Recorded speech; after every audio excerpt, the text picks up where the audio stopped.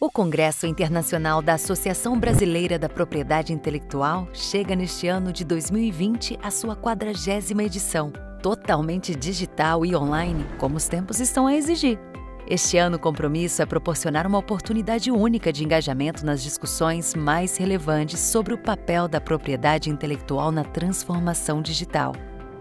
Serão 4 plenárias, 8 painéis e 16 table topics, onde serão abordados os assuntos de maior interesse do momento pelas personalidades mais influentes do cenário da propriedade intelectual, gente do mundo inteiro, já que a internet nos aproxima de tudo e de todos ainda mais.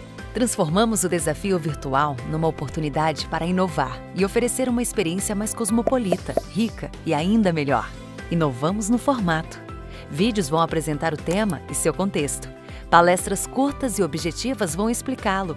O debate aberto ampliará a compreensão de diferentes visões e teremos ambientes virtuais de interação face-to-face para que se abram oportunidades de negócios. Está mais fácil de participar, sem custos de deslocamento nem hospedagem. Tudo isso com acesso livre e exclusivo para os associados da BPI. Ah, se você ainda não é sócio da BPI, associe-se já e garanta assim sua participação no maior congresso de propriedade intelectual da América Latina.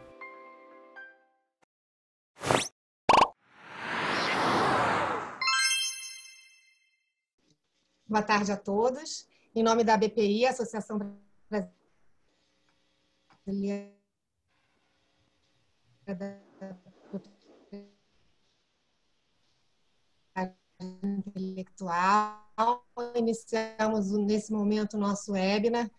Estamos em mais um evento que eu agradeço a presença de todos e tenho o prazer de passar a palavra ao nosso moderador hoje, Alexandre Fragoso Machado, mestre em Direito pela USP, especializado em Propriedade Intelectual pela PUC do Rio de Janeiro e bacharel em Direito pela PUC, e ex-examinador de marcas do INPI. Com a palavra, Alexandre.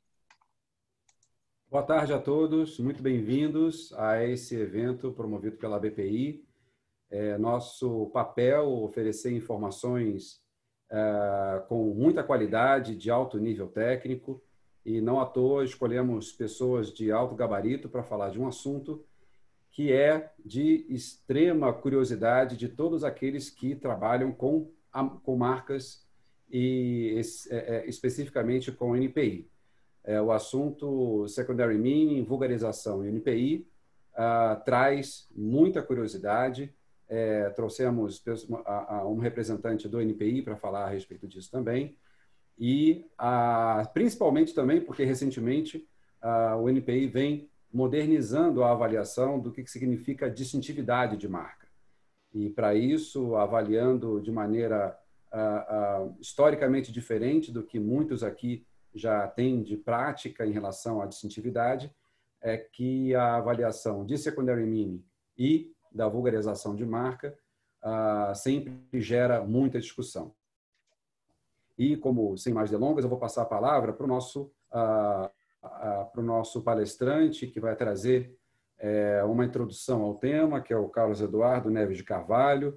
Ele é autor do livro Aquisição e Perda da Distintividade Marcária, publicado pela Lumen Iuris.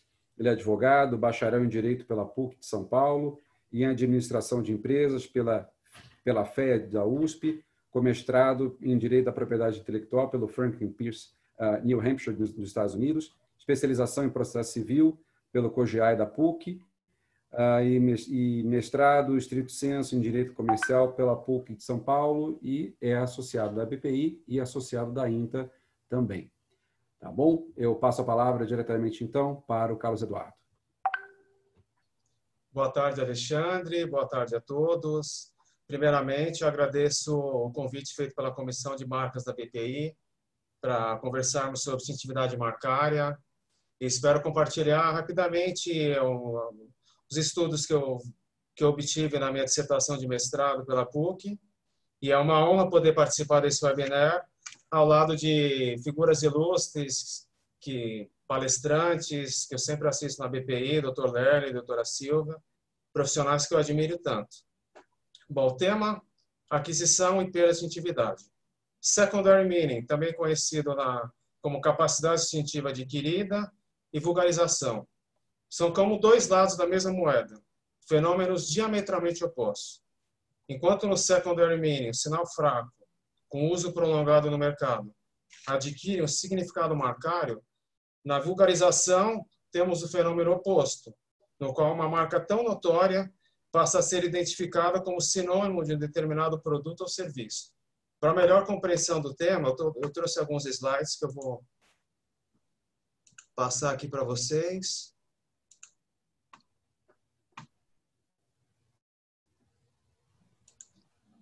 Deixa eu só mostrar aqui. Bom, principalmente, para entendermos melhor o tema, é importante lembrarmos que a distintividade é a principal função marcária, a função de individualização de determinado produto ou serviço no mercado. A princípio, um sinal carente de distintividade, como bem prescreve o inciso 6 do artigo 124 da LPI, ele é registrável como marca porque ele não é passível de individualizar determinado produto ou serviço no mercado. A nossa lei ela indica os sinais não distintivos como sinais genéricos, descritivos, necessários, de uso comum e vulgares, e que tenham relação direta com o produto ou serviço assinalado. O secondary meaning, ele é justamente uma exceção a esse artigo da lei, como bem prescreve a doutrina. Ele é uma doutrina que vem do direito americano, no qual ele descreve que um sinal fraco, que descreve determinadas características de um produto ou serviço, através de seu uso contínuo e prolongado, ele adquire um segundo significado, como marca distintiva. É interessante para a compreensão desse tema analisarmos julgados recentes sobre a matéria. Então, por exemplo, no julgamento referente à marca iPhone e American Airlines, que ocorreu em 2018, o STJ expressamente nas suas emendas reconheceu a aplicação do secondary meaning em marcas que são descritivas, por exemplo, o iPhone diz uma marca é um telefone com acesso à internet que com uso prolongado se transformou numa marca que está notória agora. Shining Box, beleza natural, também são outros casos interessantes julgados no TRF2. Dentre inúmeros outros casos. Secondary meaning, a jurisprudência já vem desde os tempos do antigo Código de Propriedade Industrial. Para a identificação do fenômeno, é fundamental 4 pontos. Primeiro, o uso prolongado da marca no mercado, do sinal no mercado. Por exemplo, a legislação federal americana estabelece o prazo de 5 anos de uso no mercado da data do depósito. Outro requisito importante são os investimentos publicitários feitos por titular com vistas a promover esse sinal descritivo como uma marca distintiva para aquisição do segundo significado, extensão geográfica abrangida pela marca e o mais importante são pesquisas de opinião pública, com vistas a comprovar de que o sinal marcário não é meramente uma expressão descritiva de um produto ou serviço, que é o primeiro significado, mas sim um sinal individualizado no mercado, uma marca distintiva, que diferencia de seus congêneres. Por exemplo, o próprio TRF, ele reconhece que a incidência, no caso concreto do secondary meaning, deve encontrar base em elementos probatórios que demonstrem a projeção desse novo significado perante o mercado. E nunca pode implicar na apropriação do significado primário do sinal marcário. Nesse caso específico, no julgamento da boutique dos relógios, o que faltou o autor não trouxe provas robustas que projetasse esse novo significado. Já no caso referente à beleza natural, conforme consta na ementa, através de farta prova documental trazida aos autos, a autora comprovou que a expressão beleza natural apresenta suficiente distintividade quando analisada no conjunto, pois tornou-se conhecida no mercado de cabeleireiros como serviço de produtos especializados em cabelos crespos e cacheados. Então, o fenômeno de secondary meaning ele é largamente já reconhecido na nossa jurisprudência, a doutrina é vasta. Ele foi incorporado no nosso ordenamento jurídico em virtude do artigo 6º, C1, da Convenção de União de Paris, que determina que para determinar se a marca é suscetível de proteção, deverão ser levadas em consideração todas as circunstâncias de fato, particularmente a duração do uso da marca. Aqui é importante ressaltar que a Convenção de Paris, por se tratar de um tratado-lei, estabelece direitos e obrigações diretamente entre entes privados. Então, pode ser utilizada, largamente utilizada e mencionada em jurisprudências.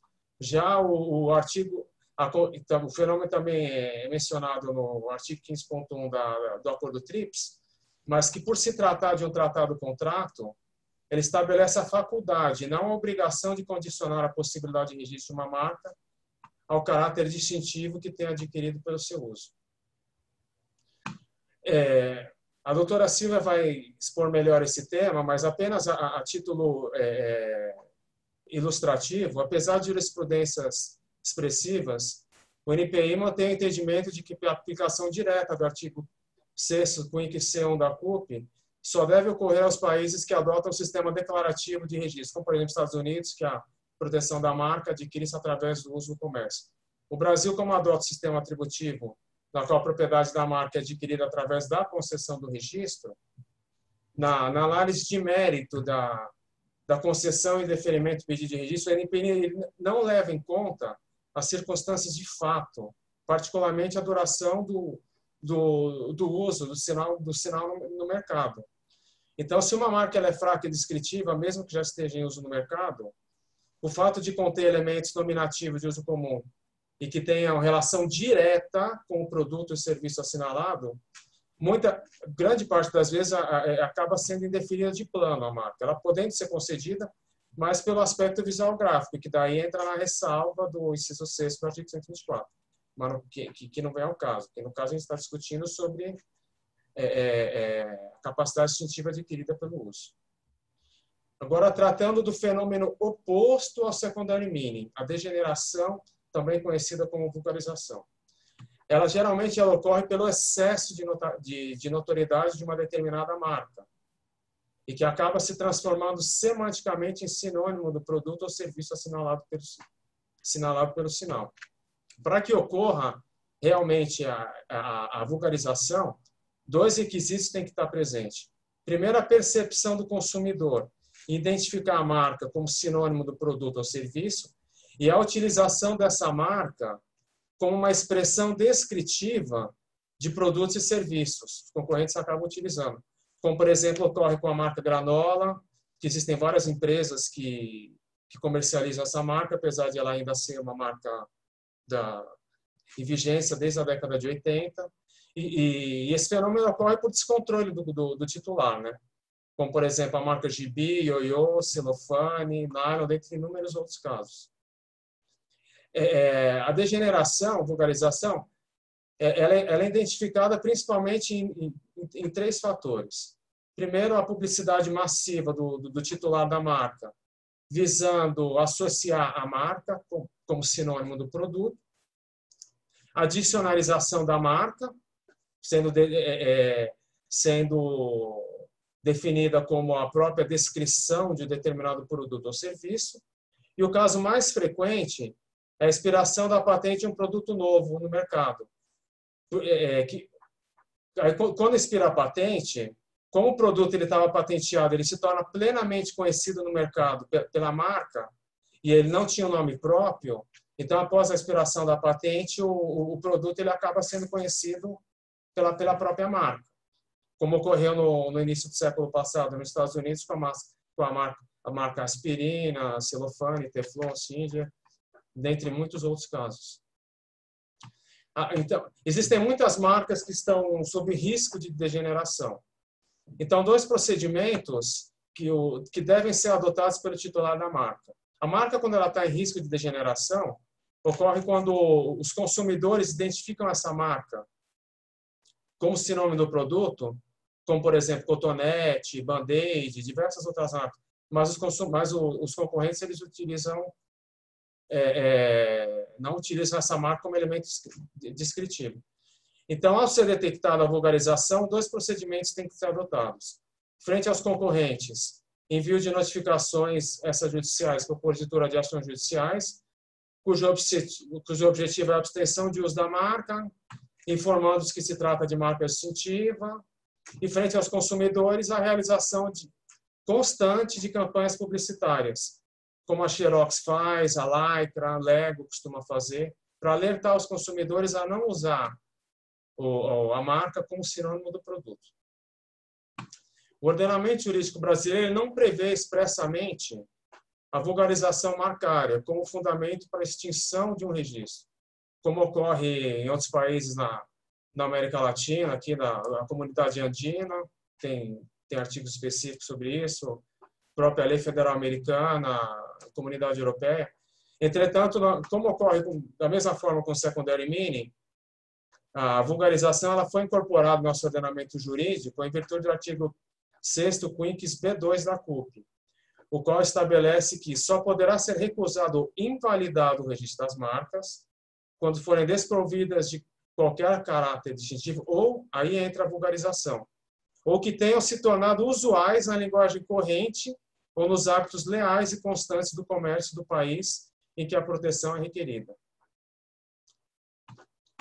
Apesar de urgência expressa da degeneração do nosso ordenamento jurídico, vários dispositivos legais poderiam ser invocados. Um deles, para a extinção do registro, um deles, que a doutrina alega, seria o inciso 2 do artigo 142 da LPI, que prevê a extinção do registro da marca pela renúncia tácita, ou seja, o titular ele estaria sendo tolerante ao permitir o uso de sua marca no mercado como sinônimo de um produto ou serviço, sem tomar nenhuma medida legal cabível.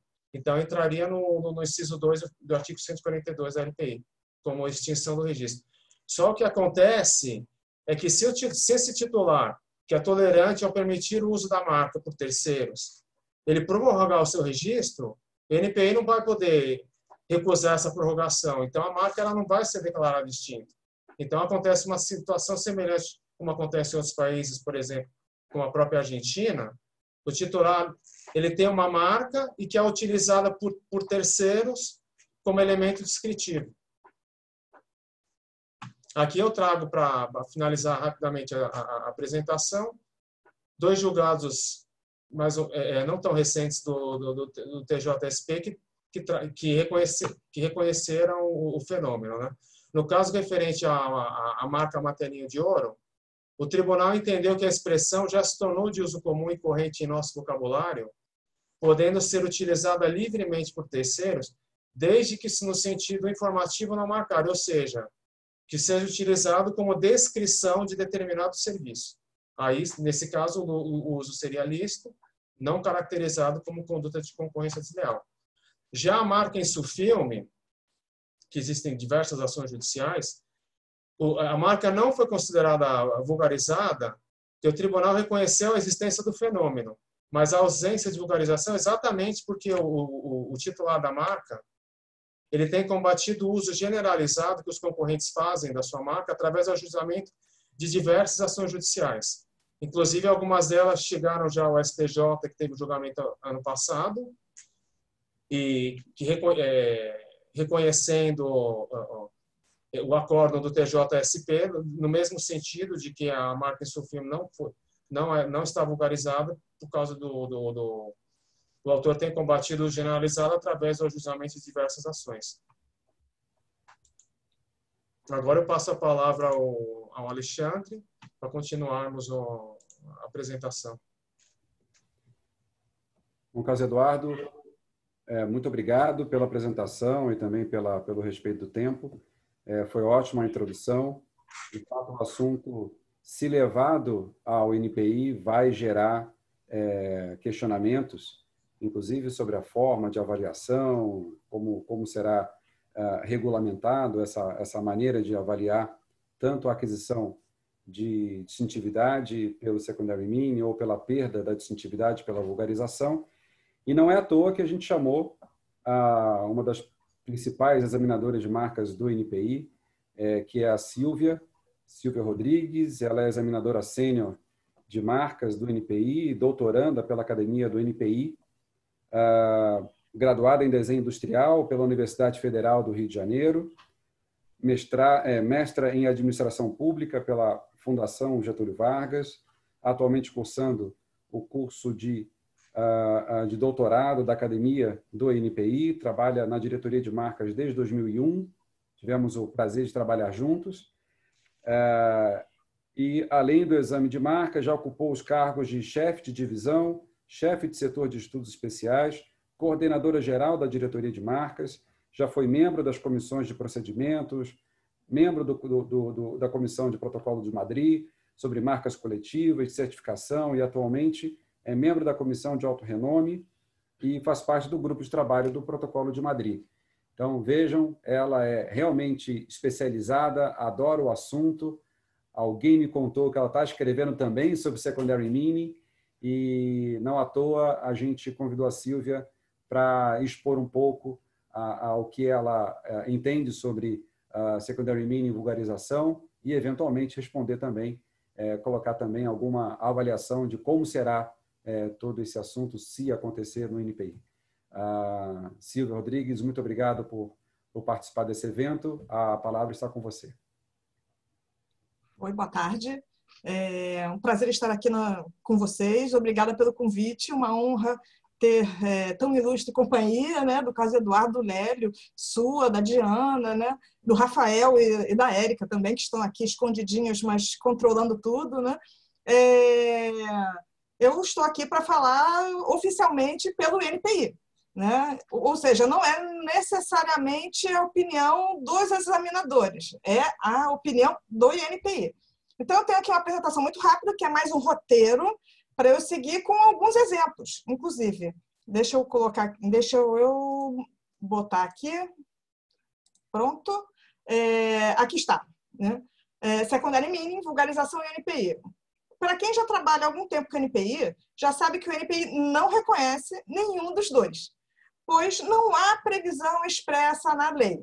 Isto é seguido tanto pelas instâncias administrativas, a primeira e a segunda, quanto pela Procuradoria Especializada, quando a gente elabora as ações judiciais. Em relação à questão da CUP, né, o fato de não estar previsto na LPI não significa que o Brasil não aplique, né? O Brasil aplica, só que apenas na instância judicial. Administrativamente, não. E o INPI já pensou a esse respeito há um tempo atrás, eu vou voltar a isso. Mas, tendo dito isso, né, observo que, o INPI já concedeu centenas, talvez milhares de marcas sem distintividade nenhuma, e elas não tinham secondary meaning. E o INPI aplica uma certa vulgarização de marcas dentro de uns parâmetros que eu também vou explicar, porque, afinal de contas, a linguagem evolui. Né? Isso é um pouco diferente do que alguns países fazem. Né? Opa, pulou. Né? Marcas sem distintividade. A gente geralmente são 3 tipos. São aquilo que a gente chama de marcas mistas com X, porque elas têm uma parte figurativa, mas que a gente considera assim banal. E antes de eu entrar mais profundamente nisso, apenas para dizer que, por favor, não considerem questões de mérito aí. Para quem vem acompanhando há algum tempo, sabe que o INPI mudou bastante, profundamente, a maneira como encara a distintividade de marcas mistas. Né? Antigamente, você podia ter absolutamente qualquer coisa, até uma tipologia Times New Roman, mas se era marca mista, a gente aceitava, mesmo tendo só elementos nominativos considerados irregistráveis. Isso começou a mudar, e hoje em dia é bastante mais radical. Né? Para que uma marca com elemento nominativo irregistrável possa ser registrada, a parte figurativa tem que ser muito distintiva. Tanto que aqui você tem alguns exemplos. Né? Os 4 da esquerda são marcas que foram registradas, com elementos nominativos que nós consideramos irregistráveis, e que hoje em dia não seriam mais registradas. Não seriam. Né? Você pode ver aqui do lado direito 4 marcas com até elementos figurativos mais elaborados do que linhas, molduras, cores simples. e tudo foi indeferido. Não sei se teve recurso, tá? Eu só estou mostrando que estão aqui. Isso efetivamente aconteceu. O outro caso em que as marcas mistas sem distintividade foram deferidas é o caso em que o examinador não fazia ideia de que era formada por um termo que tinha relação com produto ou serviço, na época. E aí eu me baseei também no que o nosso colega Carlos Eduardo falou sobre a marca Granola. Aí eu fiquei assim, gente, Granola, isso é uma marca. Fui fazer busca, vi que realmente tem um registro de Granola que foi depositado em 1973 e que continua em vigor. Isso aqui é um print do IPAS, né, de algumas das marcas. Tem 46 marcas com Granola, marcas, pedidos ou registros, né? E eu fui fazer a busca e vi que Granola está adicionalizado e, de acordo com a Wikipédia, que tem que ser, a confiança é limitada, né? Mas a gente tem que ver, né? Ele diz que foi inventado em 1886 e a palavra granola está também dicionarizada no Webster. Só que lá eu não consegui descobrir quando entrou no dicionário. Porque isso é um fato. Pode ser que granola tenha sido uma marca e tenha se vulgarizado nos Estados Unidos há muito tempo atrás. E quando chegou aqui, ninguém sabia o que era. Porque realmente o mercado no Brasil era muito limitado na década de 70. Tanto que a Kellogg's veio e conseguiu registrar, né? Só que tem várias agora, né? Mas eu acredito que em 1973 os brasileiros não sabiam que isso era um produto específico. A outra que pode ser é quando a marca quando concedida, era fantasiosa ou sugestiva e passou a ter relação com o produto e serviço. Aqui eu trago um exemplo que foi decidido com trânsito em julgado há pouco tempo, que é o da brigadeiria, né? E essa apostila que vocês estão vendo aqui embaixo, sem direito ao uso exclusivo da expressão brigadeiria, até assim, foi uma obrigação do trânsito, né, da sentença, o que é engraçado porque a gente não publica mais as apostilas, né? Não tem mais apostila, né, desde 2016. A marca é considerada no todo. Hoje em dia, se essa marca fosse depositada, ela não seria deferida nem concedida, mas ele virou um registro. Várias pessoas depois começaram a usar brigadeiria como um termo descritivo, porque, convenhamos, é uma estrutura que faz sentido, que nem churrascaria, confeitaria, padaria, né? Aqui tem o texto da ação judicial que determina que, mesmo não estando independente de estar dicionarizado, ela não pode ser usada com exclusividade, né? Ela se tornou, né, um termo vulgar. Tanto que isso causou uma adição ao nosso manual de marcas, que é sobre neologismo. A princípio, o neologismo, assim, uma palavra inventada, é fantasiosa. Ou, no caso de brigadeiria, você pode dizer sugestiva, né? Só que neologismo é uma coisa que efetivamente acontece. E o NPI acompanha a evolução da língua, tanto que está lá no manual dizendo que se alguém colocar algo como salgaderia, eria, vai ser indeferido pelo SES mesmo que não esteja dicionarizado. A gente faz uma busca pela internet, vê se está vulgarizado no mercado, né? Você vê se realmente as pessoas se referem a esse termo de maneira comum, né? Então, nesse caso, a gente indefere pelo sexto. Um caso, inclusive, que foi o caso Eduardo também, que ele conversou comigo, e eu me lembrava da época, porque esse caso ele é de 2000 e um pouquinho, né? Eu lembro, eu estava ainda no início, né, dos processos da Telefônica, que tinha a palavra telefônica todos sendo guardados, aguardando uma decisão judicial. O NPI já tentou transformar a exceção do inciso 6º, que é salvo quando revestido de suficiente forma distintiva, para distintividade, no caso da Telefônica. No caso, foi indeferido pelo 6º, era a versão nominativa da marca, e no recurso foi falado sobre o secundário mini. O examinador que pegou esse caso escreveu um parecer sobre isso, falando que distintividade, todo mundo conhecia, a diferença de como as pessoas se referiam, que as pessoas não iam se confundir entre a marca e a palavra no seu sentido primário, e foi enviado para a Procuradoria, que na época era quem instruía os recursos, ainda não tinha uma segunda instância separada da Procuradoria, né? Na verdade, tinha, mas eram procuradores que faziam parte. E eles não aceitaram, né? Recusaram, então a marca nominativa foi ineferida, né? Foi mantido o ineferimento e foi eventualmente considerada a marca na forma mista, que é esta daqui, que hoje em dia não levaria, não seria deferida pelos parâmetros que usamos hoje em dia, né? E quanto à vulgarização, como é que eu vou explicar? O NPI, vocês viram o que aconteceu no caso Granola, certo? Isso é que o NPI sempre faz agora. Se existe uma marca em que o único elemento nominativo é um elemento irregistrável, mesmo como esse caso Granola, a gente vai examinar os processos posteriores e se o termo granola não for o elemento que tem a função principal no conjunto, a gente vai deferir, porque ele vai estar numa função secundária, geralmente descritiva do produto ou do serviço. Então, isso acontece o tempo inteiro.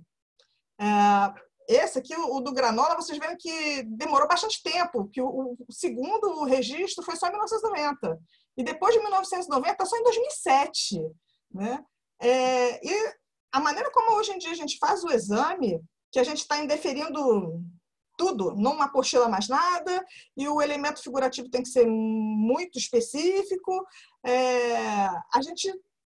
acontece isso bastante, de termos marcas que foram apostiladas na época e é só um elemento nominativo. A gente protege essas marcas no sentido de que ninguém mais pode ter um registro de um elemento nominativo irregistrável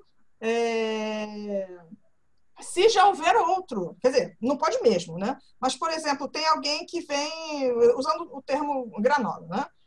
Existe esse granola da Kellogg's. Alguém deposita um granola e bota pequenininho, do João da Silva do Rio de Janeiro, pequeno. A gente vai indeferir pelo 19, não pelo 6, mas pelo 19, porque ele está copiando aquele granola grandão, se confundindo com esse granola daqui.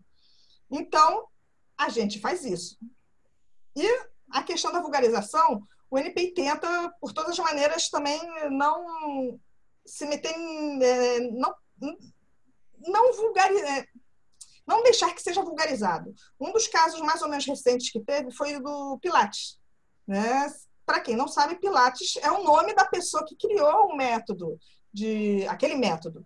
E as pessoas, muita gente, é aquele caso de a pessoa não sabe. Então, começaram a deferir marcas que estavam para serviços de atividade física com o termo Pilates. Né? O termo Pilates não pode. Né? Por sorte, o representante de quem criou o método no Brasil entrou com PANs, oposições, acho até que não tenho certeza se entrou na justiça, mas tudo ficou sobrestado durante assim, anos, até que agora começou a ser resolvido. Mas durante algum tempo, alguns processos passaram. Acredito que alguns estão lá convivendo. Então, a gente vulgariza, né?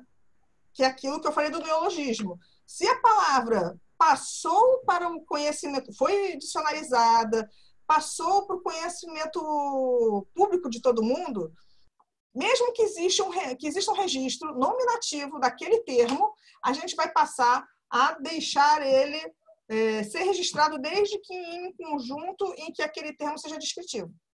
Então, por isso que eu acho até que não existe muita força para inserir a vulgarização na lei, porque efetivamente não está prejudicando os terceiros que querem usar esses termos vulgarizados nos seus conjuntos marcários, porque o NPI permite, desde que não seja o elemento principal, ele está ali com uma função puramente descritiva.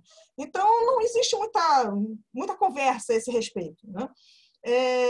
Quanto ao secondary meaning, aí sim, eu sei que tem muita gente que fala sobre isso, muito, muito, muito.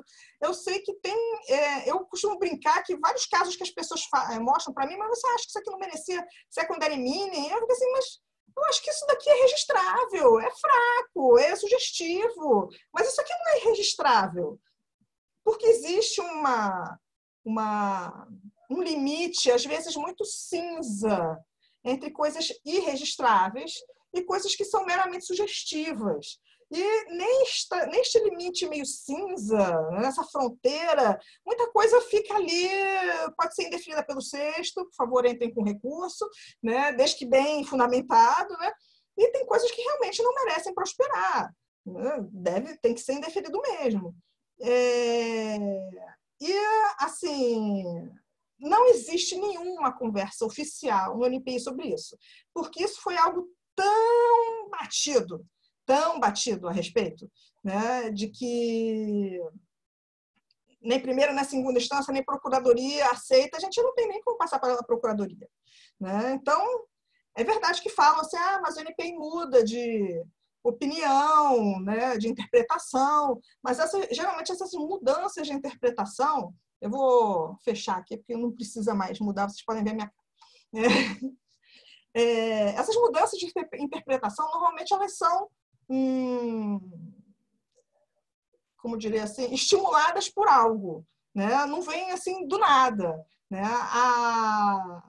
Que nem o Manual de Marcas, né? O Manual de Marcas é um projeto que veio durante muitos anos e que só começou realmente a ganhar fôlego num ponto em que o backlog já começou a ser menos o nosso problema principal.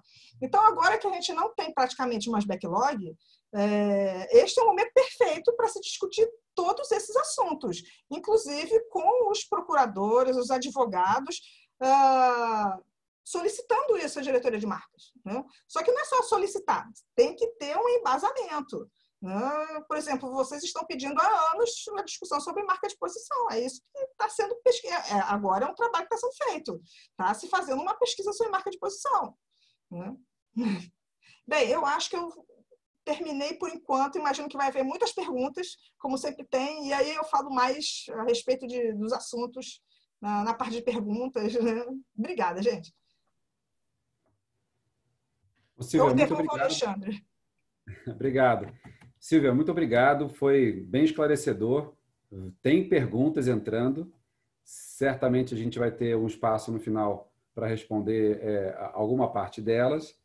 E a ideia de tentar promover debate significa ter alguém de olho nas apresentações e, eventualmente, formulando perguntas ou fazendo comentários ou complementações, e não à toa a gente convidou o Lélio Deunicoli, como vocês sabem, é um dos profundos conhecedores das mudanças linguísticas que qualquer sinal pode ter, tanto para a aquisição da distintividade como para a perda da distintividade.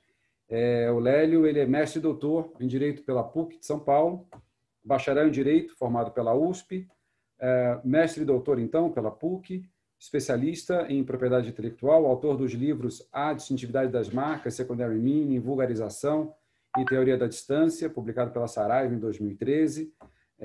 Inclusive, essa foi o objeto da dissertação dele, que evoluiu para a publicação. Ele é associado da BPI, advogado sócio de Aribone, Fábio Schmidt, advogados associados.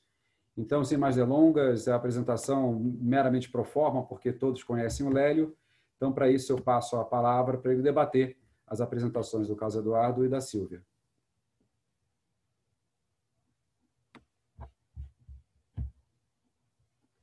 A gente só precisa ativar o seu áudio, por favor, Lélio. Opa, agora sim? Obrigado. Perfeito, obrigado, desculpem. Eu estava dizendo a vocês, muito obrigado pelo convite, é sempre um prazer poder estar aqui na companhia de todos vocês, né, debatendo um assunto assim bastante atual, como a doutora Silvia bem colocou, ainda sendo objeto de estudos, né, e eu destacaria alguns pontos aqui das apresentações que foram feitas, né, para a gente poder já iniciar um pouco também o debate e depois, à luz das perguntas que a doutora Diana vai repassar aos palestrantes, né. O doutor Carlos Eduardo colocou muito bem, né, que a nossa LPI coloca lá no artigo 122 a distintividade como uma característica fundamental que a marca tem que ter, né. E no artigo 124, a gente se dá conta de que a distintividade ela comporta graus, né? Então, há marcas que são mais distintivas e outras que são menos, né? E algumas que não têm distintividade alguma, razão pela qual a lei nega a elas qualquer tipo de proteção. Só que essa escala, ela não é uma escala estática, é uma escala dinâmica, né? Então não é uma fotografia instantânea, é um filme que se desenrola durante toda a vida da marca. Então pode ocorrer que ela, num momento inicial, não tenha nenhuma distintividade e com o passar do tempo venha a adquirir essa qualidade. E, como o doutor Carlos Eduardo colocou, pode ocorrer também um fenômeno inverso, né? Ou seja, a marca era distintiva, foi protegida, foi registrada, só que com o passar do tempo ela se banalizou e virou o nome comum pelo qual o produto se tornou conhecido, né? E aí, diante dessa vulgarização, é que se coloca a pergunta de saber se ainda justificaria que o registro fosse mantido, né? E se o titular ainda poderia ou não se valer do registro para eventualmente litigar contra terceiros, né? Infelizmente, a nossa lei de propriedade industrial, ela não regulamentou de modo expresso nenhum desses dois fenômenos, nem o secondary meaning, nem a questão da vulgarização. Então ficou um certo espaço aí interpretativo, né? Aonde as pessoas que defendem a aplicação desses institutos se valem dos dispositivos que estão constantes nos tratados internacionais, porque afinal de contas foram aprovados no Brasil, estão em vigor, né, e podem ser invocados pelas partes, mas há, né, uma resistência no INPI a aplicar isso de um modo um pouco mais efetivo. Eu tenho percebido, no entanto, como a doutora Silvia bem colocou, que não há uma ressalva absoluta à aplicação desses institutos, né? Em alguma medida até eles vêm sido levados em consideração pelo INPI. Poderia até mencionar aqui com vocês alguns slogans, né, inicialmente depositados, que foram indeferidos com base no inciso 7, né, que veda registro de marca que consista apenas em expressão de propaganda, mas que posteriormente acabaram sendo protegidos e registrados como marca diante das provas de uso apresentadas em grau de recurso administrativo, que demonstraram que aquelas expressões que inicialmente tinham a cara de ser meros slogans, na verdade estavam sim efetivamente sendo usadas como expressões designativas de determinado produto ou serviço, né? E isso não impediu que o INPI, em grau recursal, levasse isso em consideração e concedesse o registro quando ele achou que era o caso, né? E aí a questão que se coloca talvez seja a seguinte: bom, se é possível apresentar essas provas de uso, essas provas de distintividade no recurso administrativo, será que não seria o caso da gente estudar e discutir com o INPI a possibilidade de já fazer isso no próprio depósito inicial, né?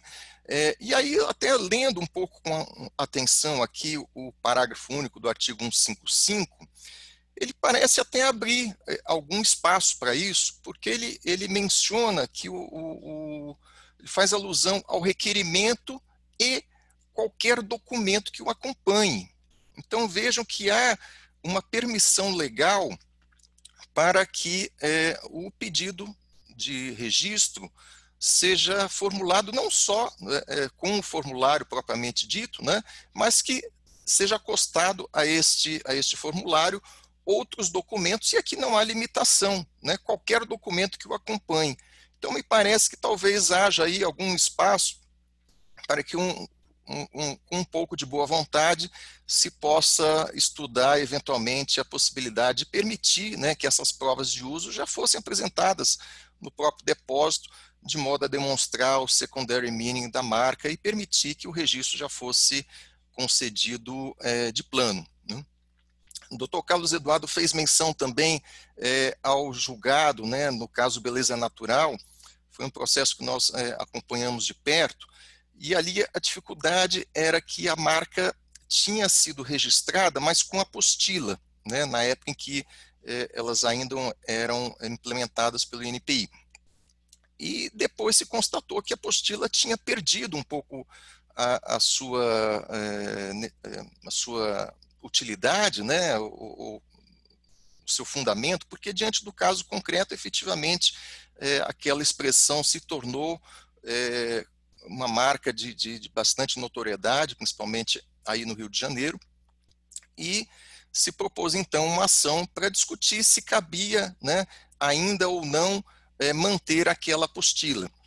Havia uma discussão em relação ao prazo, porque já haviam transcorrido mais de 5 anos da data da concessão do registro, mas a sentença acabou entendendo que não se estava discutindo a concessão em si, mas sim a manutenção ou não daquela apostila à luz de fatos supervenientes à concessão do registro. Então não houve óbice, né? E a ação ao final acabou sendo acolhida para determinar que a apostila fosse modificada, porque já não fazia mais sentido na forma original pela qual ela tinha sido estabelecida, né? Em outros casos também na jurisprudência a gente tem percebido aí uma abertura, né, para se discutir questões de vulgarização, mesmo depois de terminado o prazo quinquenal da data de concessão do registro. Basicamente eram esses os pontos aqui que eu teria a levantar, né, já antecipando aí o debate dos palestrantes. Agradeço mais uma vez a oportunidade de estar aqui junto com vocês, parabenizo os dois expositores, eu acho que as explanações foram complementares, né, porque abordaram o aspecto doutrinário do tema, a jurisprudência e a posição do INPI. Devolvo a palavra ao nosso caro Alexandre e fico à disposição aí de todos vocês. Muito obrigado. Hélio, excelente. Muito bons os comentários. Eu anotei alguns aqui também. Me chama a atenção o artigo 155, parágrafo 1º. De fato, existe a possibilidade de avaliação de qualquer documento que possa apresentar na hora do pedido. E bem avaliando já e direcionando o assunto para perguntas, o NPI já tem demonstrado alguma aptidão para avaliação de documentos que comprovem fatos. Então, em que pese a gente ainda não ter entrado nessa esfera, talvez em um ambiente aqui de perguntas que a gente vai passar a administrar, é que a gente pode talvez entrar no assunto do NPI, de repente, com alguma generosidade, já que tem total técnica para isso, de repente passar a avaliar o que pode ser muito interessante para os titulares e usuários do sistema. Para conduzir a fase de perguntas e respostas, eu vou passar a palavra para a Diana Vieira de Mello. Ela é a coordenadora adjunta aqui da nossa Comissão de Marcas, a BPI, é sócia, advogada do Montauri Pimenta Machado e Vieira de Mello. Ela, então, é coordenadora, aqui adjunta da Comissão de Marcas da BPI e também é diretora de Relações Institucionais da ABAP. Então, para conduzir aí as perguntas e respostas, tem muitas aqui que recebemos via o sistema. Por favor, Diana, está com a palavra. Obrigada, Alexandre. Boa tarde a todos. Parabenizar os palestrantes pelas excelentes apresentações. Dando continuidade à programação, vamos fazer as perguntas e respostas. Já recebi algumas, mas vou aproveitar para direcionar uma pergunta minha para a Silvia, que é saber, enfim, a gente sabe que o INPI não aceita, mas se já existe alguma conversa, se existe alguma pesquisa interna, alguma coisa que você possa contar para a gente, Silvia? Oi, Diana, tudo bom? Eu posso falar o seguinte, oficialmente não há nada, né, sobre secondary meaning. Sobre vulgarização, nunca se falou. Realmente porque, como eu falei, quem pode mover isso, que são os requerentes, os titulares, eles não se interessam porque efetivamente eles não estão sendo prejudicados, né? Então, eles falam mais sobre secondary meaning, né? Então, mas oficialmente não há nada, né? Eu já fiz pesquisa extraoficialmente com os examinadores, né? E, basicamente, eu posso dizer assim, todos consideram que, todos não, uma boa parte considera que é um fenômeno que existe no mercado. Ponto. 2, o NPI não tem como aplicar porque não está expresso na lei, né? 3, vários consideram que possivelmente poderia ser aplicado por causa daquela exceção no inciso 6º do artigo 124, se fosse dada uma outra interpretação. E sabe como é que é lei? Lei é uma questão de interpretação, né? E, por último, eles acham que seria extremamente complicado averiguar o secondary meaning, né? Isso é o que eu posso falar. Outra coisa que eu posso também dizer é que eu estava conversando com um colega que estava trabalhando sobre a marca de posição, que é uma das questões que estão sendo discutidas no NPI, né? Quem tem marcas que de posição que querem ser depositadas no NPI sabe que essa conversa está sendo feita já faz algum tempo, né? Eu estava conversando com ele, eu fui assistir uma das apresentações até de um escritório estrangeiro falando sobre isso, sobre marca de posição, né? E a gente estava comentando assim, que um dos problemas no Brasil da marca de posição é que normalmente o consumidor não reconhece que aquilo seja uma marca. Considera que normalmente é um ornamento. Então, a distintividade de uma marca de posição, ela não é exatamente, não tem uma distintividade intrínseca, como as marcas nominativas, mistas, figurativas. Então, provavelmente, ele só conseguiria uma distintividade com o secondary meaning. Né? A gente fica, mas o NPI não aceita.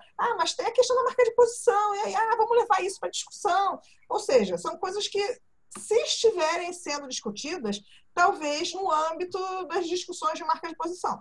Mas isso, eu não faço parte desse grupo, então eu não sei realmente os detalhes que estão sendo falados lá, né? Então, oficialmente não tem, né? Precisamos que seja assim, colocado na mesa lá. Né? Sendo que eu sei que tem várias decisões judiciais, mas vocês sabem que a gente só segue. Recebemos a decisão judicial e a gente faz as anotações necessárias. E isso não vira nenhum tipo de jurisprudência administrativa.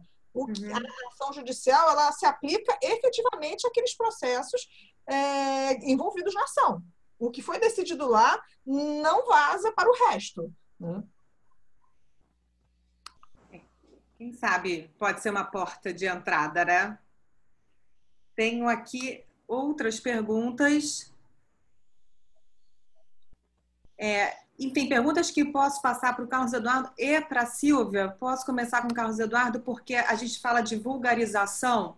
Tem algumas. Vou começar, então, com você, doutor Carlos Eduardo. Como identificar, porque essa pergunta ela veio para o Carlos Eduardo e para a Silvia também, né? Como identificar se o produto está vulgarizado no mercado?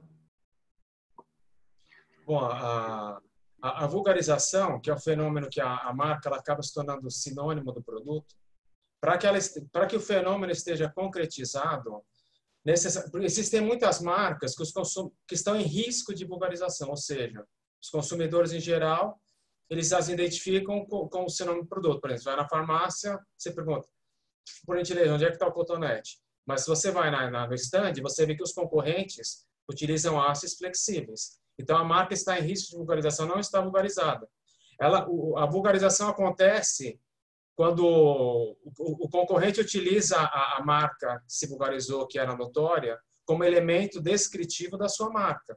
Como, por exemplo, o caso da marca Granola, que é o que ocorreu.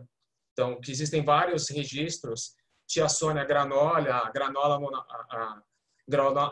Minobar. Eu fiz uma busca na base do NPI, eu localizei 113 processos administrativos de marca de Granola.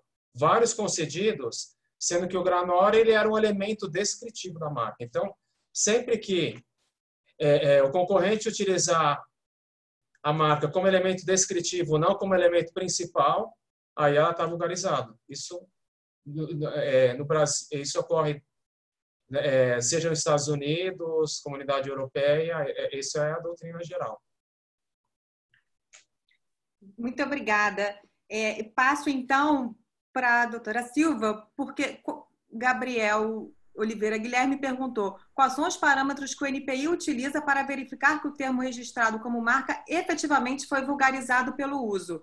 Se existe alguma margem de tolerância máxima para que o NPI deixe de defender o registro e passe a permitir a vulgarização também na esfera administrativa? Oi, boa pergunta. A primeira questão é, está no dicionário? Tudo bem, isso pode parecer meio absurdo, né? Mas demora um tempo até as palavras entrarem no dicionário, mas a gente sempre procura no dicionário. E então nós fazemos buscas extensas na internet para saber como isso é tratado, mas geralmente tem que ser com data, porque às vezes você não sabe se aquele registro, digamos assim, que se a vulgarização, o início da vulgarização se iniciou com aquela marca, né? Ou se já existia antes daquela primeira marca. Isso já aconteceu comigo, uma marca que eu não vou dizer qual é, porque eu acho que ainda está rolando por aí a questão, né? Que eu fiquei assim, vendo assim, e geralmente são marcas evocativas, assim, isso faz sentido, isso aqui deve ser inciso 6º, aí eu vou lá fazer a busca, né? Aí o pedido de marca da pessoa era antigo, né? Mas ele, não sei o que aconteceu, teve oposição, teve um monte de coisa, no caminho demorou para ser examinado. E eu fui procurando as informações sobre quando aquilo começou a ser usado de forma descritiva, e tudo era posterior ao depósito. Aí eu fiquei assim, peraí, né? Talvez realmente o cara tenha criado o termo, eu não posso simplesmente eu vulgarizar isso, é que não existe registro nenhum. Aquele é o primeiro, existiam outros posteriores. Naquele caso específico, eu não vulgarizei. Né? Não vulgarizei porque eu acho que ele é o dono realmente do registro, e a quantidade de referências não era tão extensa assim, a ponto de, assim, acho que não está tão comum assim. Então, realmente vai ser... Esse é bem caso a caso. A gente vê a incidência no uso daquele termo, né? Dependendo do termo, a gente até vê se ele não começou, ele não é importado. É a tradução de um termo que está vulgarizado lá e começou a ser usado aqui, né? Então, realmente é caso a caso, nesse ponto de vista. Obrigada. Eu gostaria de perguntar para o Dr. Lélio se ele tem alguma consideração para fazer, porque a gente agora entraram diversas perguntas sobre vulgarização. Então, se você quer fazer comentários? Não, eu acho que a gente poderia seguir com as perguntas, né? Estão bem interessantes. Então, vamos lá.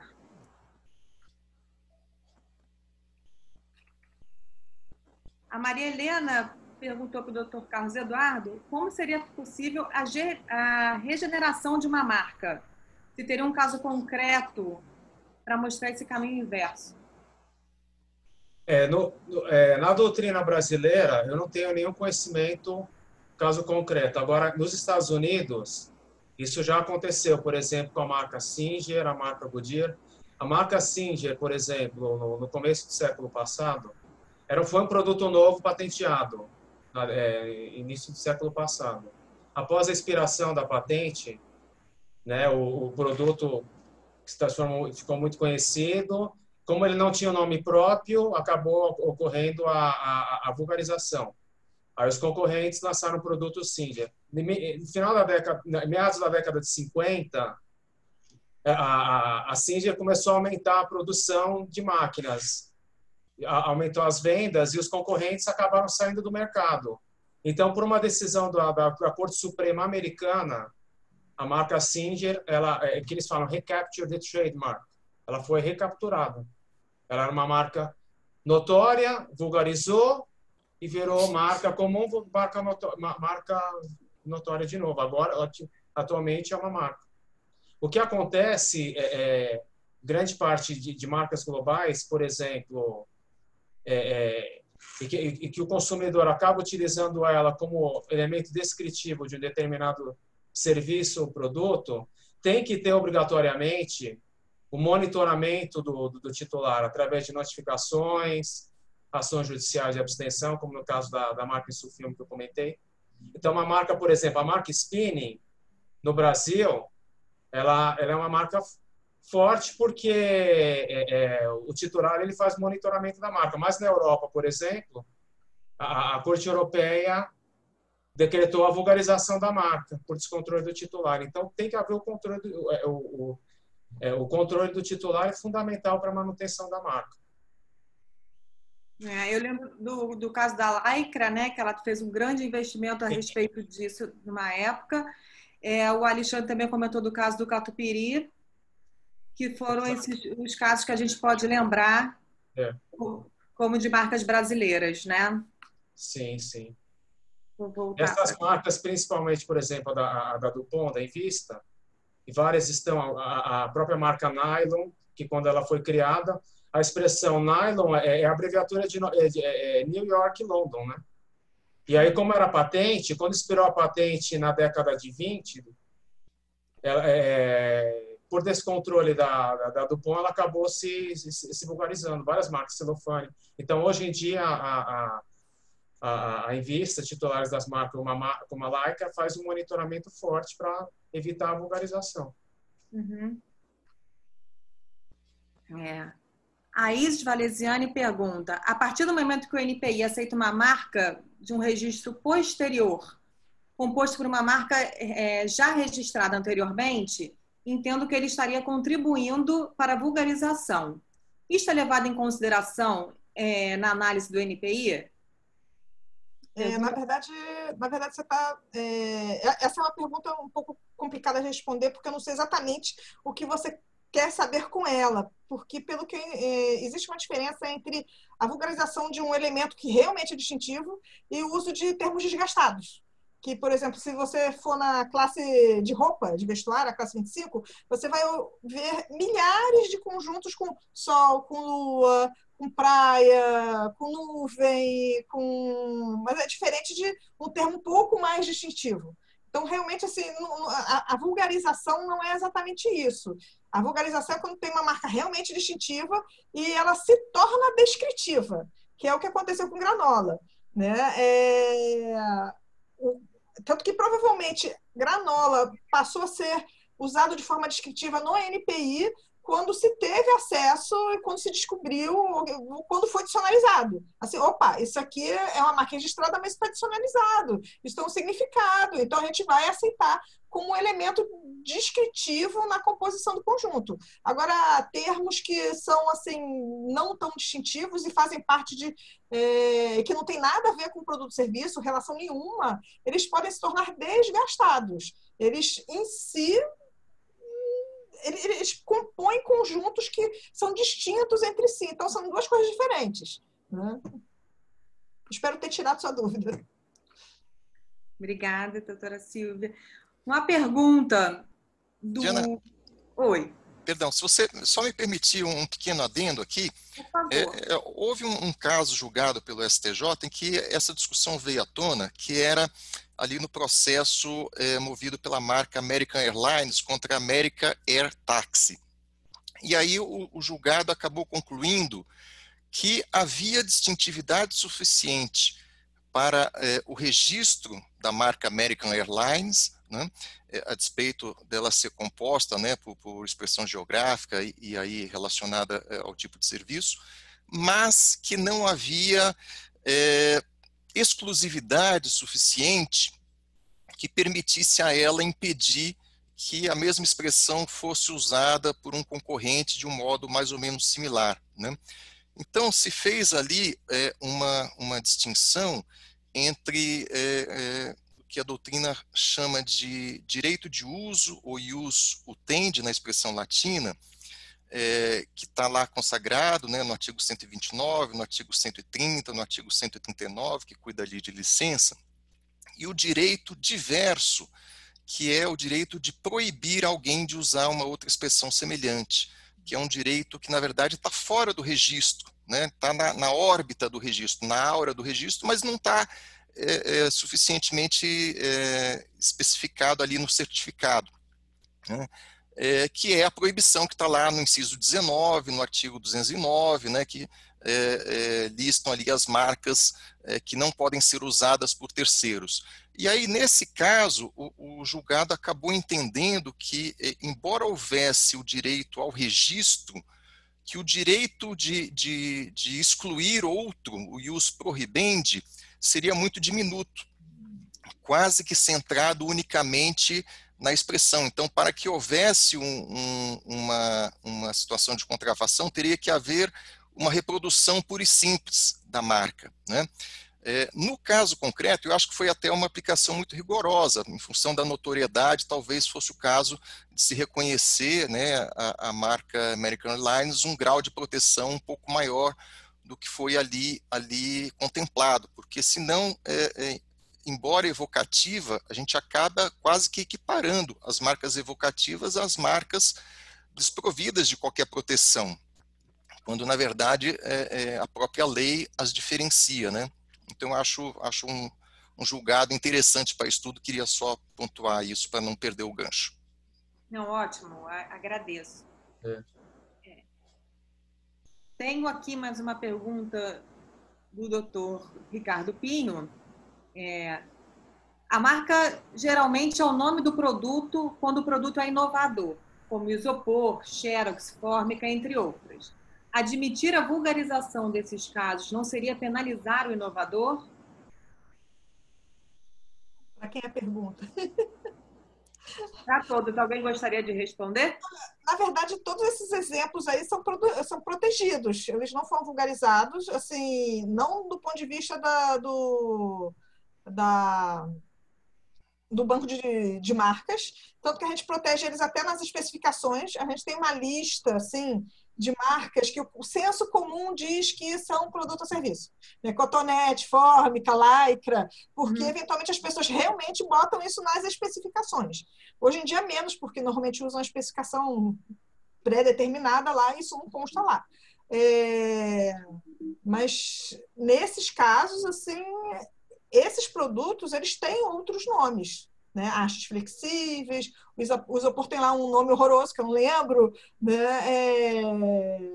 Mas que eu saiba, nada disso está vulgarizado. Nenhum desses termos está vulgarizado. Muito obrigada. Na verdade, apenas para acrescentar nesse caso específico, o ideal, quando lança-se um produto novo no mercado, isso acontece geralmente quando são produtos patenteados, como eu comentei, né? E acontece, a campanha de publicidade do titular da marca é feita de forma errônea. O ideal seria, quando o produto não tem um nome, como ocorreu no século passado, aspirina, o próprio ioiô, seria criar um nome específico para o produto e a marca em si também, para que não ocorra essa associação, né, da marca ela se transformar por excesso de notoriedade, ela ser reconhecida no mercado como sinônimo do próprio produto. Então, certo seria sempre criar um nome com o produto e a marca e fazer essa distinção na campanha publicitária. Ótimo. Diana, o caso Martelinho de Ouro foi um pouco isso, né? Porque a marca realmente foi bolada por dois engenheiros de uma montadora que faziam ali um serviço de reparo a carros que ficavam estacionados, expostos ali no pátio e que sofriam algum tipo de avaria. E isso depois se generalizou e virou meio que sinônimo do serviço em si, né? E houve, acho que o doutor Carlos Eduardo até citou na apresentação, né, um julgado aqui do Tribunal de Justiça de São Paulo, anos atrás, em que esses engenheiros invocaram, né, o registro de marca para tentar coibir uma outra oficina de usar a mesma expressão, e o tribunal acabou entendendo que, em função da vulgarização, que não era mais o caso de se atribuir proteção alguma, a despeito da expressão continuar registrada. Inclusive, nesse caso específico, o uso que estava sendo feito pela oficina mecânica não era um uso marcário, era um uso a título informativo, né, como descrição de um determinado serviço. E isso que é o que a vulgarização ela é concretizada quando acontece justamente isso, né? Das empresas estarem utilizando como elemento descritivo das suas marcas. Obrigada. Eu tenho aqui uma pergunta do Dr. Antônio Ritzi, que foi, inclusive, o Dr. Lélio já comentou sobre, na questão do secondary meaning, se a gente pode utilizar o artigo da CUP, né, e aplicar esse artigo aqui no Brasil. Sim, com certeza. Os tribunais, inclusive, têm feito menção tanto à CUP quanto ao TRIPS, né, para justificar a aplicação desses dois institutos, tanto do secondary meaning quanto da vulgarização. Não sei se a doutora Silvia quer fazer algum comentário, porque o NPI não aceita, mas existe essa brecha, né? Foi o que a gente comentou lá no início. Foi o que eu disse. O Brasil é signatário, né? Então, existe no arcabouço legal brasileiro, ele só não está expresso na LPI. Então, o INPI, ele aplica o que está na LPI, né? Tanto que quem entra com posição e alega outras normas legais sempre se depara com o INPI dizendo que não vai analisar outro tipo de norma legal porque não faz parte do exame técnico do NPI. Então, é o que acontece com o artigo da CUP. A gente não analisa, a gente diz que não se aplica, né? Tá, joia. Ricardo Pinho fez uma outra pergunta. Ele até pede a opinião de todos, né? Houve um caso no passado que a marca Maguari 100% teve a sua prorrogação indeferida pelo INPI, que entendeu que a marca, mesmo registrada, carecia de distintividade. Na opinião de vocês, caberia esse exame de distintividade nesse momento? Ou, enfim, na prorrogação do registro? Você lembra desse caso? Olha, assim, do ponto de vista do NPI, que eu saiba, isso nunca é examinado na prorrogação. O que eu já soube de processos que que morreram na prorrogação era porque eles originalmente eram marcas de expressão de propaganda, que era recepcionado pelo CPI, né? Então, com a LPI, não houve mais marcas de expressão de propaganda. Então, tudo que foi registrado como propaganda na CPI, quando foi prorrogado já na LPI, aquilo foi extinto, porque não existe mais propaganda. Então, eu lembro, como eu entrei em 2001, eu vi várias prorrogações que na prorrogação foi extinto porque eram expressões de propaganda. Talvez seja esse o caso. De Maguari 100% tem cara de ser, né? Pois ele está dizendo que não era expressão de propaganda, que eu estou vendo aqui. Então, realmente, eu não tenho como ver agora o que está lá dentro, né, para ver no sistema o que aconteceu, mas realmente acho isso muito estranho, né? No passado, eu acho que na vigência, né, da Lei 5772 de 71, de fato se abria ali um certo espaço para que no momento da prorrogação do registro, o INPI eventualmente reexaminasse ali as condições de concessão. Mas isso, na migração para a lei atual, me parece que foi alterado, e a lei vigente hoje meio que determina que a prorrogação é quase que automática, né? Pagou a guia, o registro é renovado. Isso, pagou, levou. Não há mais espaço para fazer um reexame ali dos elementos de concessão. Talvez seja um caso bem antigo esse, né? Pode ser. Vou até olhar aqui.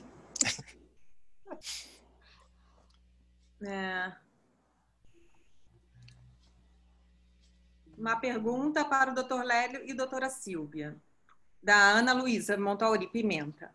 Os documentos elencados nas diretrizes para aferição de alto renome não poderiam ser adotados por analogia em análise do secondary meaning? A questão do secondary meaning é só uma. Não está previsto expressamente em lei, enquanto que o alto renome está. E como eu já tinha conversado antes com os nossos colegas, porque eu já ouvi gente dizendo que realmente o secondary meaning não deve ser analisado administrativamente porque é uma questão de prova, né? E eu já falei assim, esta não é uma razão, porque o NPI analisa provas para caducidade, para alto renome, para usuário anterior de boa-fé. Então, essa não é uma questão. A única questão para que a gente não examine o secondary meaning com os documentos, com a quantidade que for, é porque não existe essa previsão expressa na lei. E até aqui eu vou falar uma coisa a respeito da questão dos slogans que o doutor Hélio tinha falado, que é a questão dos slogans, se você considera que o seu pedido pode ser indeferido pelo inciso 7, você já pode perfeitamente entrar com a documentação junto com o pedido, mostrando que aquela marca vai ser usada como marca e não deixar para a gente assim, isso aqui parece propaganda, vou indeferir e você tem que entrar em grau de recurso. Obviamente, você corre o risco de a gente indeferir de qualquer maneira, né? E ter que recorrer alegando que realmente é uma marca. Porque realmente existia antes a questão de que algumas coisas a segunda instância fazia e a primeira não fazia, né? Até poucos anos atrás. Hoje em dia, está tudo uniformizado. O que a segunda instância faz, a primeira instância também pode fazer. Certas exigências. Então, marca de propaganda é aquela coisa. Você já pode entrar, quer dizer, não é propaganda. A gente entende que pode ser, a gente indefere. Então, mas nada te impede de já entrar com os documentos comprovando que aquele sinal é usado como marca no pedido. Nada te impede. Não concordo, eu acho até que o artigo 155, né, realmente dá abertura para isso, né, quando permite que o pedido seja instruído com qualquer documento. Talvez só não seja o caso de fazer uma analogia total, né, que exija que o secondary meaning seja comprovado pelas mesmas provas exigidas para a demonstração do alto renome, porque talvez baste só comprovar a distintividade, né, então um grau menor de notoriedade ou a mera distintividade já seria suficiente para permitir que o registro fosse concedido. Mas vocês viram que a doutora Silvia já nos mostrou o caminho das pedras, né? Ou seja, apliquemos o artigo 155, vamos instruir já os depósitos com toda a documentação ali suficiente para comprovar o secondary meaning e aguardar o exame. Né? Não, secondary meaning não, propaganda. Não, eu acho que estão relacionados, né? Porque o que se discute é justamente se o slogan passou a ser marca. Então, se adquiriu, né, esse secondary meaning de ser percebido, interpretado como marca e não só como um slogan. Só fazendo um comentário, a questão do Ricardo Pinho, ele diz que a marca é novinha, mas brincadeira, ele fala que ela é bem antiga mesmo. Então, é capaz de se aplicar ao comentário do Dr. Lélio. Vamos encerrar com uma pergunta do Rafael sobre as marcas mistas com elemento nominativo descritivo. Não estaria o NPI agora aplicando critérios extremamente rígidos e indo ao extremo oposto do passado, desconsiderando o trabalho dos designers gráficos, como naqueles exemplos dos gatos? Oi. É aquela coisa, acredito que nós estamos num momento de transição, né? Antes a gente concedia tudo, para agora a gente ser extremamente restritivo, né? A única coisa que eu posso dizer isso é alguma coisa em construção. Por favor, entrem com os recursos, né? Não, mas é verdade, né? Você tem que entrar com recurso, porque é assim que vai se construindo o conhecimento. Né? Não adianta pensar, mas tem coisas naquele exemplo que assim, puxa, é tão bonitinho, né? Eu daria aquilo, eu deferia aquilo, tanto que eu sou, como eu entrei em 2001, né? Eu fui, digamos assim, treinada na época do concede tudo, apesar de que eu não concordava com muita coisa. Mas agora tem coisas que eu fico assim, eu pergunto para os colegas, né? E você vê que ainda existe diferença no exame entre o pessoal mais antigo que geralmente eles são mais concessivos, eles acham que aquela marca realmente é distintiva, do pessoal mais novo, que já foi treinado em, não, mata isso aqui tem que ser indeferido, a parte figurativa não é tão grande assim, não exerce a função principal, né? Então existe alguma diferença, e isso é uma coisa que vai ser um ajuste fino, que vai vir pelo tempo, entre com recurso. Né? Entre com recurso. Muito obrigada. Doutor Lélio, doutor Carlos, queria saber se querem fazer, inclusive, doutora Silvia, se querem fazer mais algum último comentário.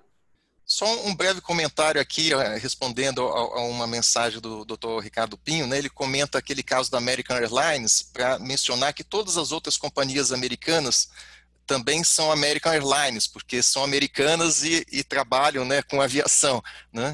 E como o Banco do Brasil, também os demais bancos aqui, né, são brasileiros porque estão aqui estabelecidos, né? E esse é realmente o que está por trás do fenômeno do secondary meaning, ou seja, a expressão que era em si descritiva, ela se torna distintiva e indica um player em particular, né? De modo que ele passa a fazer jus aí à proteção da marca em função da distintividade que adquiriu, sem prejuízo do livre uso da expressão num contexto mais vulgar, né? Era só essa consideração final, agradeço bastante e devolvo a palavra aí para a doutora. Obrigada. Esses são os grandes exemplos, né, quando a gente fala sobre o assunto. Sem dúvida. Bem, eu agradeço também o convite. O que eu posso dizer é que eu acho que há esperança, né, disso eventualmente vir para uma pauta, né, do NPI, talvez não tão rápido assim. Enquanto isso, vocês que são os agentes do direito, tentem evitar que os seus clientes peçam marcas que sejam descritivas, né? Ou então realmente coloquem em partes figurativas. Quer dizer, coloquem não, porque isso é uma questão realmente do cliente. O cliente, eu quero essa marca, então, né, não tem muito o que se fazer. Mas tem que se deixar claro para eles que a possibilidade de que o NPI venha a indeferir é alta, né? E que não há muito ainda o que se fazer, a não ser em nível judicial. Muito obrigada. Doutor Carlos Eduardo. Após as considerações, agradeço novamente a oportunidade aí de poder estar compartilhando nossos estudos e, com certeza, novos questionamentos, novos painéis sobre esse mesmo tema, capacidade distintiva adquirida pelo uso, secondary meaning, vulgarização, ainda vão gerar muitas outras discussões, né? E hoje em dia, apenas uma consideração, a questão da capacidade distintiva adquirida pelo uso. Nós verificamos que, com essas empresas de tecnologia, agora nós na pandemia, na internet, uma marca que no passado, em 4, 5 anos, se transformava relativamente conhecida no mercado, hoje em dia, em 1 ano, essa capacidade distintiva adquirida pelo uso já pode ser até uma marca notória.